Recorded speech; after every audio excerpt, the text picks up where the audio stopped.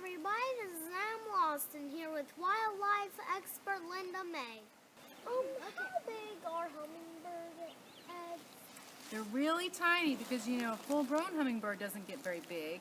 You've got an example of one to your side there, and that one's a little overgrown. So their eggs are really tiny, not much bigger than a Tic Tac, really small. Do you know how big a peregrine falcon can get to? Well, I don't know the exact weight, but say from my knee, they get to be about this big. They're not the biggest bird of prey, but they're very stocky. I think that too. Okay, we built a bird box. By the way, hummingbird. Okay. This bird box has a tiny entrance and a way and a little lock here for the opening. Do you see all the stuff that's in it? Okay, how do you build a bird box? What creatures can live in it? Well, the way you can build one is just with a slat of wood. And we had a volunteer here at Charlie Elliott Wildlife Center who cut up the pieces for us today. And so we all assembled them. We just hammered them together with some nails. And this is a bluebird box that you built, so very good job in doing that today.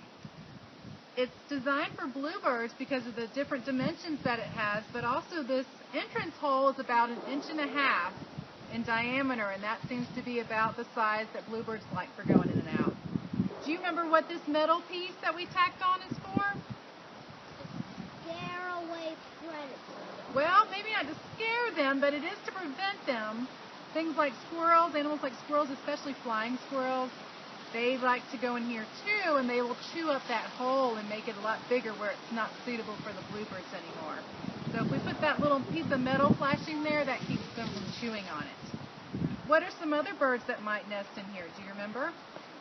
The barn swallows. Barn swallows, now they will be near the area, but they don't really nest in boxes. We do have an example of what they look like, though. They make those mud nests that are sometimes up on ledges or doorways. So they're not really cavity nesters, but we did talk about barn swallows today, and they are a common bird that you might find in Georgia, especially around fields. Cool little finger puppets.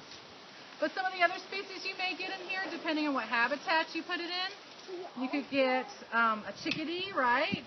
Yes, or maybe even a hummingbird. No, hummingbirds aren't going to nest in a box. Good guess, though. Oh, Very good guess.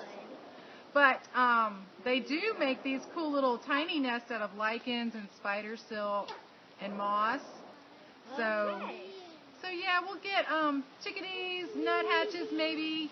And then we talked about Carolina wrens and all the weird places that they nest sometimes. And we could also get some cardinals maybe. We might get cardinals in our yard. There again, they don't go in boxes so much. So a lot of people don't realize that when you put a box up, you're only going to get certain species of birds go in there. But that doesn't mean that you can't help the other ones that just make regular nests. So like a cardinal, you could plant an evergreen tree or shrub, and they would really like that for nesting. Once again, this is Sam Lawson saying...